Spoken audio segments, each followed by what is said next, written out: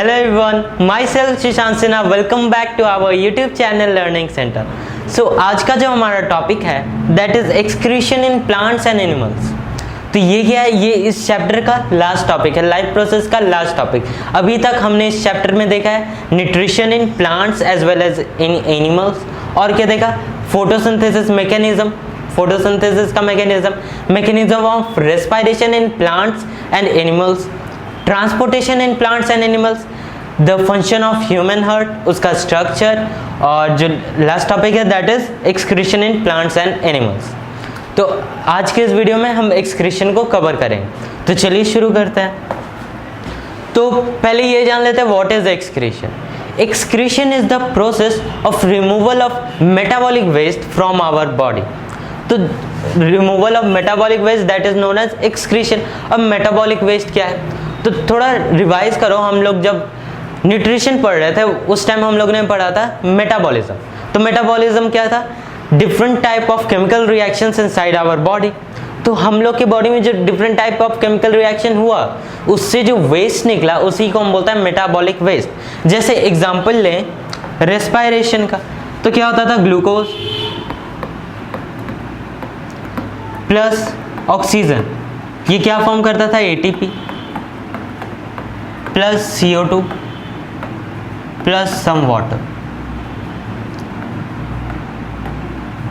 तो ये फॉर्म करता था। तो एटीपी क्या था, ये तो एनर्जी था, ये हम लोगों ने यूटिलाइज कर लिया। और CO2 तो ये क्या था, ये मेटाबॉलिक वेस्ट था, एक वेस्ट निकला था, उसे हम क्या करते हैं, एक्सेल करते हैं, बॉडी से बाहर कर देते हैं। तो it is also part of excretion. तो अब एक्सक्रीशन को इस वीडियो में हम देखेंगे, excretion in animals and excretion in plants. तो अगर हम एक्सक्रीशन इन एनिमल्स की बात करें, जैसे ह्यूमंस, तो हमारे में क्या होता है, हमारे में भी बहुत सारे मेटाबॉलिक वेस्ट निकल कर आते हैं। जैसे अभी हम लोगों ने देखा क्या, CO2, ये क्या होता है, एक्सहेल हो जाता है ड्यूरिंग रेस्पिरेशन, लंग से बाहर निकल जाता है हमारे नोज से CO2। दूसरा क्या है, स्वेट।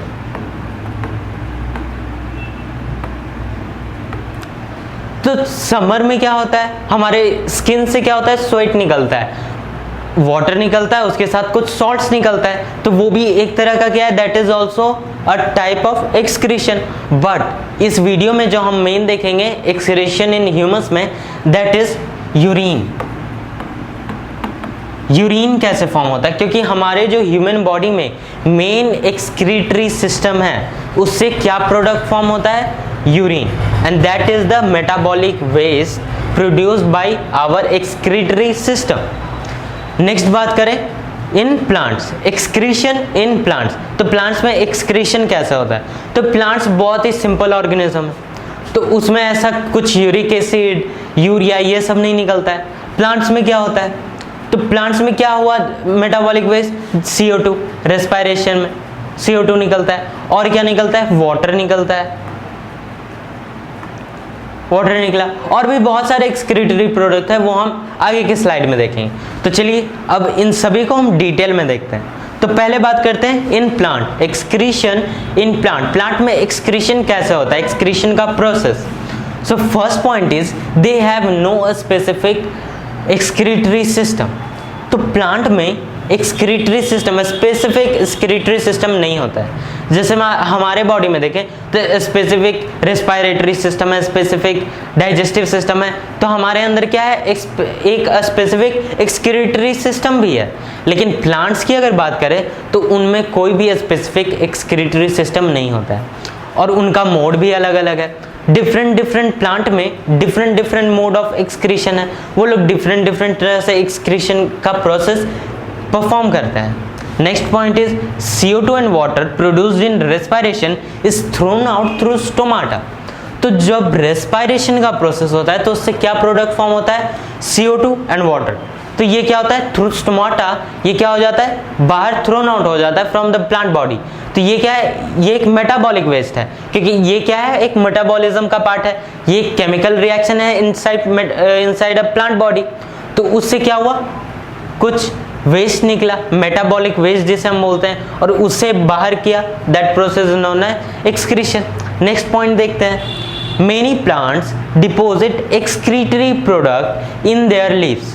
कई सारे ऐसे प्लांट्स होते हैं वो क्या करते हैं, जो अपना एक्सक्रीटरी प्रोडक्ट है वो अपने लीफ में स्टोर कर देते हैं। और फिर क्या होता है, and their excretion is done by shedding their leaves.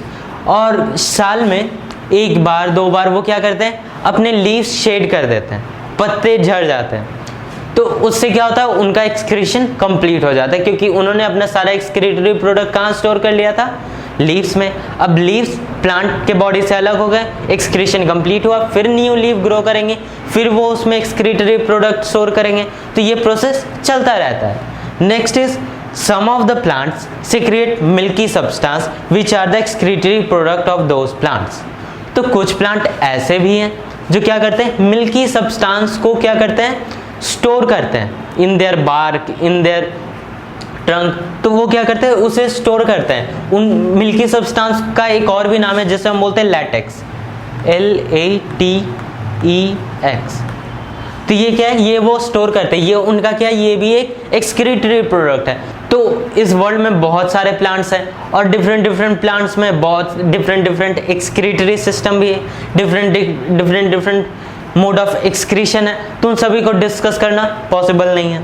तो ये था एक ओवरव्यू की एक्सक्रीशन इन प्लांट्स। क्या था, CO2 प्लस वाटर, ये भी क्या है कि मेटाबॉलिक वेस्ट है, एक्सक्रीशन होता है इसमें भी। और क्या होता है, कुछ एक्सक्रीटरी प्रोडक्ट लीफ में हो जाते हैं स्टोर, कुछ excretory product milky substance that is known as latex, वो क्या होता है, अपने ब्रांच में स्टोर कर लेता है प्लांट। अब देखते हैं next is excretion in human.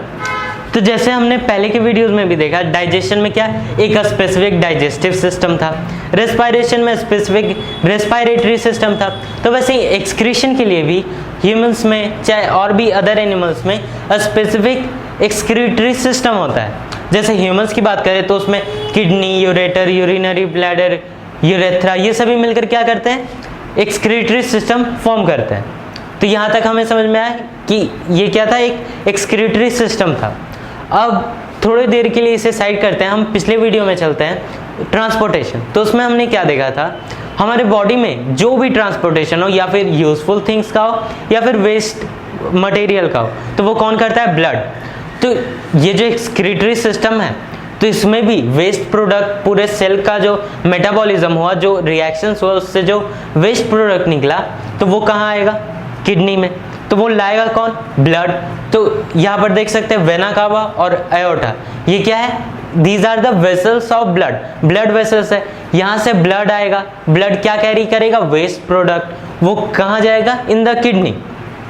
अब वो जब किडनी में जाएगा तो किडनी में बिलियंस ऑफ सेल्स होते हैं जिन्हें हम नेफ्रॉन सेल्स भी बोलते हैं। तो उन सेल्स का फंक्शन यही है टू फिल्टर द ब्लड।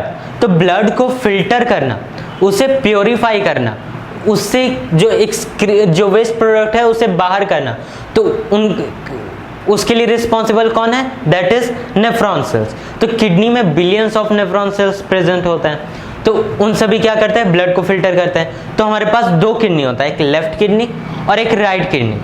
और इसके स्ट्रक्चर की बात करें तो जो राइट किडनी होता है वो थोड़ा झुका होता है then comparison to left kidney. अब आप बोलोगे ये झुका क्यों होता है, क्योंकि इस राइट किडनी के जस्ट अबव में जो लीवर होता है वो होता है, और उसके वजह से ये क्या होता है, ये थोड़ा झुका होता है, और लेफ्ट किडनी थोड़ा ऊपर होता है। तो स्ट्रक्चर के टाइम में हमें ये ध्यान रखना है। अब दो किडनी है, लेफ्ट किडनी, राइट किडनी। अब इन दोनों से एक ट्यूब लाइक स्ट्रक्चर निकलता है जिसे हम बोलते हैं यूरेटर। यू कैन सी, इस किडनी से भी ये ट्यूब लाइक स्ट्रक्चर निकला, इस किडनी से भी ये ट्यूब लाइक स्ट्रक्चर निकला, तो इसे हम क्या बोलते हैं, यूरेटर। तो इसका काम क्या है, किडनी में जो ब्लड प्योरीफाई हुआ उससे क्या फॉर्म हुआ, यूरिन। अब उस यूरिन को थ्रू यूरेटर ये कहाँ लाता है, यूरिनरी ब्लैडर।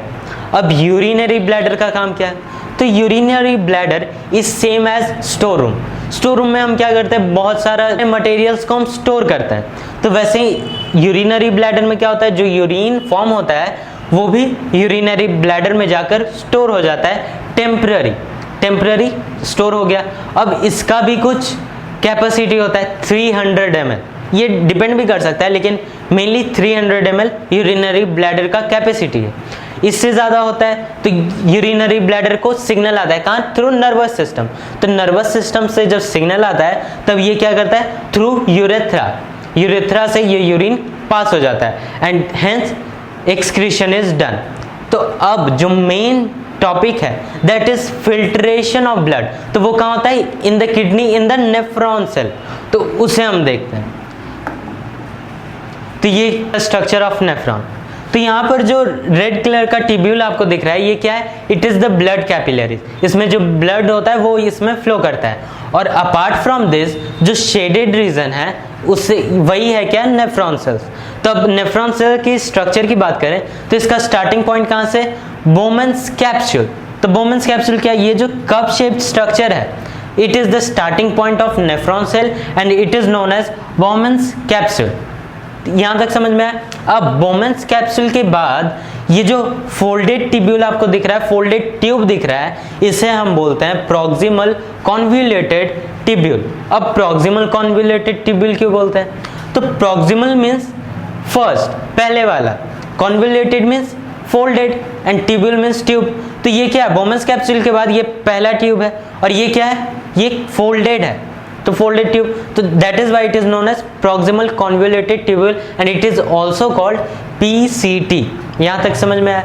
अब पीसीटी के बाद यहां पर जो यू शेप का ट्यूब है, लंबा सा, इसे हम बोलते हैं लूप ऑफ हेनले, या फिर हम इसे हेनलेज लूप भी बोलते हैं।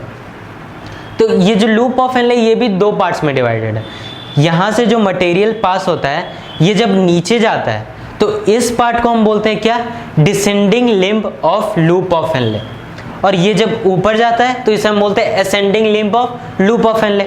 नीचे जा रहा है यानी डिसेंडिंग लिम्ब, और ऊपर जा रहा है यानी ascending limb of loop of Henle.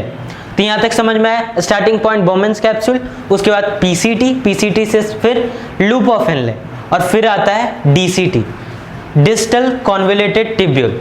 अब ये भी तो इसी के तरह है, लेकिन इसका नाम अलग क्यों है? क्योंकि ये क्या है? ये इससे दूर है, ये लास्ट पार्ट है, बाद वाला पार्ट है। तो that is why it is known as distal convoluted tubule.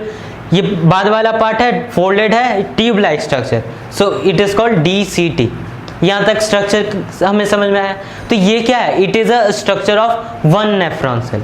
अब ये जो डीसीटी है, ये क्या होता है? कनेक्टेड होता है टू कलेक्टिंग डक्ट। अब ये जो कलेक्टिंग डक्ट है, इससे कनेक्टेड होता है। हम जानते हैं किडनी में बिलियंस ऑफ नेफ्रॉन सेल्स होते हैं।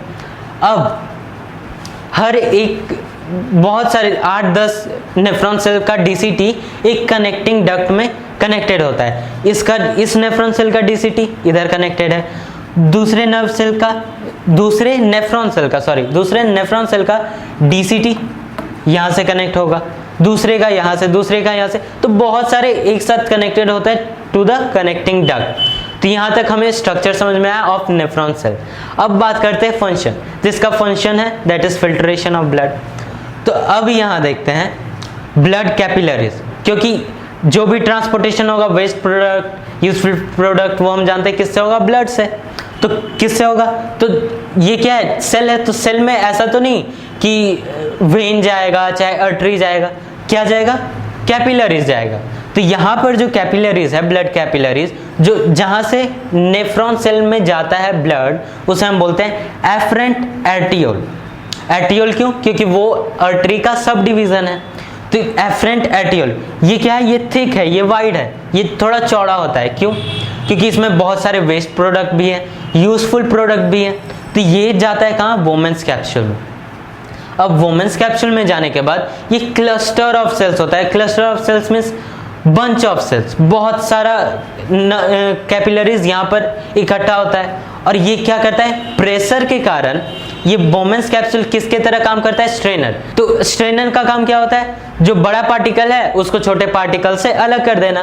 तो यहाँ पर भी क्या करता है? जो बड़े बड़े पार्टिकल है, जैसे प्रोटीन, तो वो सब क्या है? बड़े बड़े पार्टिकल है, बड़े बड़े मॉलिक्यूल हैं, तो उन्हें ब्लड कैपिलरीज में ही रहने देता है। और जो छोटे छोटे पार्टिकल है, जैसे glucose, amino acid, salts, water, ये सब कहाँ जाता है? थ्रू वोमेन्स कैप्सूल, ये पीसीटी में चला जाता है। और फिर ये जो एफरेंट आर्टियोल है, ये इफरेंट आर्टियोल से आगे चला जाता है टू द पीसीटी। फिर ये आसपास में रहता है थ्रू आउट द नेफ्रॉन, ये नेफ्रॉन के ही आसपास में रहता है। अब क्यों रहता है, इसे हम आगे जानेंगे। तो जो वेस्ट प्रोडक्ट या फिर जो भी मटेरियल फिल्टर होकर वोमेन कैप्सूल से पीसीटी में गया, वो क्या होगा? वो एब्जॉर्ब होगा, क्योंकि उसमें कुछ इसेंशियल मटेरियल्स भी तो है, जैसे glucose, amino acids, water, excess water, तो ये सब बाहर थोड़ी ना जाने देंगे, उसे हम एब्जॉर्ब करेंगे। तो वो कैसे करेंगे, ये जो ब्लड कैपिलरीज आगे गया तो ये क्या करेगा, इन सभी के आगे आगे, इन सभी के आसपास है, तो ये क्या करेगा, थ्रू डिफ्यूजन जो यूजफुल प्रोडक्ट है वो आ जाएगा ब्लड कैपिलरीज में। अब यहाँ पर एक चीज और हो सकता है, इससे वेस्ट प्रोडक्ट शायद इसमें कुछ ना जा पाया हो, तो जब ये एफरेंट आर्टियोल से आगे आता है तो यहाँ से जो वेस्ट प्रोडक्ट ब्लड कैपिलरीज में होगा वो थ्रू डिफ्यूजन वापस से चला जाएगा पीसीटी में, या फिर वापस से चला जाएगा लूप ऑफ हेनले में। तो यहाँ पर डिफ्यूजन, तो ये आगे का भी फिल्ट्रेशन का प्रोसेस कैरी ऑन रहता है। तो यहाँ से हमें क्या समझ में आया, the Bowman's capsule it works as strainer, जो ब्लड कैपिलरीज यहाँ से आता है वहाँ से क्या करता है, बड़े बड़े मॉलिक्यूल्स को छोटे मॉलिक्यूल से सेपरेट कर देता है। जो छोटे मॉलिक्यूल्स रहते हैं उसमें कुछ इसेंशियल मॉलिक्यूल्स भी होते हैं, जैसे अमीनो एसिड, NaCl, वाटर, तो वो सब एब्जॉर्ब होता है कहाँ, ब्लड कैपिलरीज में थ्रू डिफ्यूजन। और अगर ब्लड कैपिलरीज में कुछ वेस्ट प्रोडक्ट बाकी भी होंगे तो वो थ्रू डिफ्यूजन वापस से नेफ्रॉन सेल में चले जाएंगे। अब नेफ्रॉन सेल में जाने के बाद DCT यहाँ क्या बन गया, यूरिन बन गया। तो यहाँ से ये कहाँ कनेक्टेड हो गया, टू द कलेक्टिंग डक्ट। अब कलेक्टिंग डक्ट में इसका DCT से यूरिन यहाँ चला गया कलेक्टिंग डक्ट में, दूसरा DCT से दूसरे नेफ्रॉन का यूरिन कलेक्टिंग डक्ट में। तो ऐसे करके कलेक्ट करके ये थ्रू यूरेटर, हमने पिछले स्लाइड में देखा क्या होता है, यहाँ से थ्रू यूरेटर ये कहाँ चला जाता है, यूरिनरी ब्लैडर में। अब यूरिनरी ब्लैडर में ये स्टोर होता है और थ्रू यूरेथ्रा ये निकल जाता है। तो ये था excretion in plants as well as excretion in animal का प्रोसेस। तो आई होप सो आपका इस टॉपिक के रिलेटेड सारा कॉन्सेप्ट क्लियर हो गया होगा। फिर भी if you have any doubt you can comment it in our comment box. And आज के लिए बस इतना ही, मिलते हैं हमारे नेक्स्ट वीडियो में एक नए चैप्टर के साथ। Thank you.